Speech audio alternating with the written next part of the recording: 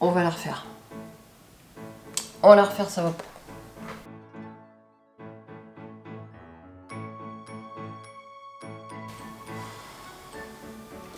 Ça a l'air un peu chaotique hein, mes cheveux là aujourd'hui.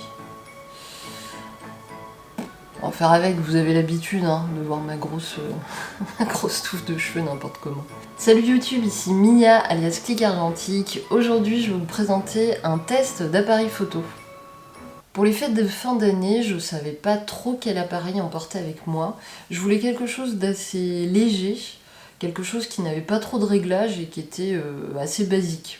Mais j'avoue que le plus important pour moi c'était de prendre un appareil avec flash. Je suis pas spécialement une fervente des appareils avec flash, enfin de l'utilisation du flash en soi, mais dans certaines situations ça peut être vraiment très pratique et indispensable pour avoir des sujets nets et une lumière qui permette d'avoir des images lisibles. J'avais pas mal hésité à prendre un appareil jetable jusqu'à ce que je trouve ce petit Lomo. Donc c'est un Diana Mini qui fonctionne avec des pellicules 135. J'avais hésité avec un jetable. J'ai pris ce petit Diana. Vous allez rigoler, c'est un appareil que j'ai acheté il y a bien plus d'1 an à une personne. J'ai acheté d'occasion et en fait quand je l'ai acheté, il était dans sa boîte comme s'il était tout neuf. Elle l'avait bien conservé et je crois même qu'elle s'en était jamais servie. Donc c'est un appareil qui était comme neuf, à un prix qui était vraiment raisonnable.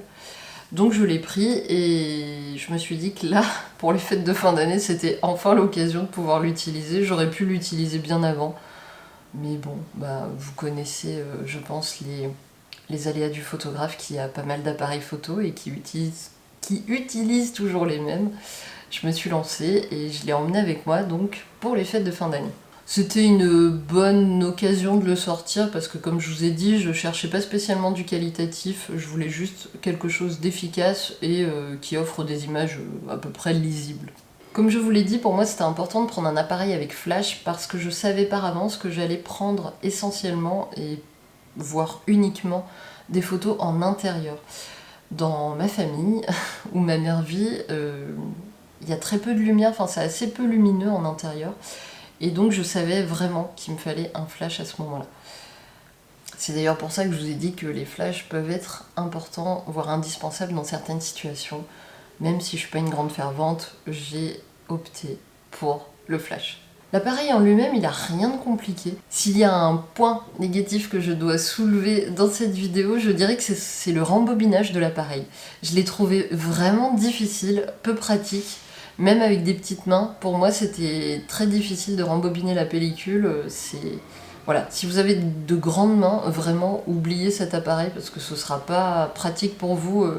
Ce sera même peut-être un moment assez désagréable, le moment du rembobinage de la pellicule. Bon, tant qu'on est sur les points négatifs, autant évoquer le deuxième point négatif que j'avais envie de vous parler, c'est le réglage au niveau de l'objectif.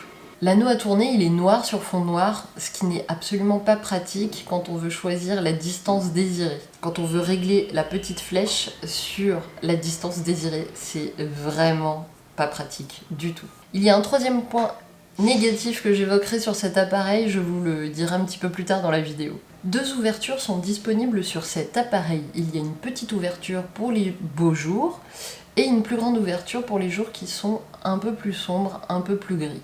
Ce que j'ai apprécié aussi, c'est que le Diana Mini, il dispose d'une pose B, c'est-à-dire qu'on peut faire du sténopé avec, ou on peut faire des photographies de plusieurs secondes. Et ça, c'est plutôt chouette. Là, dans le cas des fêtes de fin d'année, je n'ai pas testé ce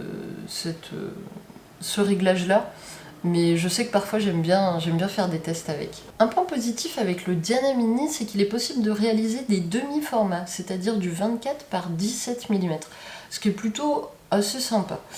Le format de base n'est pas du 24-36 sur le Diana Mini, mais un format carré qui est le 24-24, tout simplement. Pour mon escapade familiale, j'ai pris avec moi une Kodak Tri-X qui est périmée, parce que j'ai énormément de pellicules périmées, donc voilà. J'ai pris une Kodak Tri-X périmée que j'ai développée lors d'un live Twitch. Si d'ailleurs vous voulez me suivre sur cette plateforme, je vous laisserai voir le lien qui s'affichera sur la vidéo. Et au moment du développement, j'ai et c'est là que je vais vous parler du troisième point négatif de cet appareil. J'ai réalisé quelque chose qui était vraiment très dommage, c'est que en fait les négatifs des photos, ils étaient comme au format 24-36, mais 24-24 avec des espacements énormes. J'ai trouvé ça vraiment dommage de ne pas avoir fait un système de poussée de l'appareil pour permettre justement de ne pas faire autant de gâchis de film. Je trouvais que c'était un vrai gâchis de film parce qu'on pourrait faire bien plus de photos que 36 photos en 24-36 quoi. Enfin, sur un film de 36 poses. Voilà, ça c'est un des gros points négatifs. Et je pense pas que c'est un mauvais réglage de ma part, je pense sincèrement que c'est vraiment le cas pour tous les appareils. N'hésitez pas à me le dire hein, d'ailleurs, mais moi à chaque fois j'ai tourné la pellicule au bon moment et jusqu'au moment du blocage comme tous les appareils et voilà, ça m'a laissé des espaces énormes, mais vraiment énormes. Un petit point positif qui n'est pas forcément très intéressant pour tout le monde et très avantageux, c'est son côté un peu ludique, sa petite forme tout en plastique fait qu'il n'est pas trop fragile, qu'on peut le manipuler sans avoir trop peur de l'abîmer. Ce qui est chouette, c'est que ça amuse énormément les enfants. Moi, dans ma famille, ça a été assez sympathique de le présenter, de le montrer, de le laisser manipuler par les enfants, c'était assez chouette. Et puis on a moins cette peur-là que quand on confie un réflexe à un enfant. C'était le côté un petit peu sympa et un petit peu convivial que je pourrais donner en cette fin de vidéo. Je vous laisse regarder un petit peu les résultats. Pour moi, ça reste un appareil bien sympa et amusant à manipuler. Le seul truc, c'est si vous avez de grandes mains, je pense que il vaut mieux éviter de prendre ce type d'appareil-là parce que ce sera assez désagréable pour vous d'effectuer par exemple le rembobinage et le réglage au niveau de l'objectif qui peut nécessiter quand même des mains pas très grandes. Et voilà, cette vidéo elle est terminée, j'espère qu'elle vous a plu, j'espère qu'elle vous a apporté quelque chose. J'espère que ce petit retour d'expérience vous a été utile. N'hésitez pas à passer sur mon Tipeee pour me soutenir. N'hésitez pas également à mettre un petit pouce, à me lâcher un petit commentaire, ça fait toujours plaisir. Je vous retrouve la semaine prochaine pour de nouvelles aventures. Et en attendant, prenez soin de vous et faites de belles photos.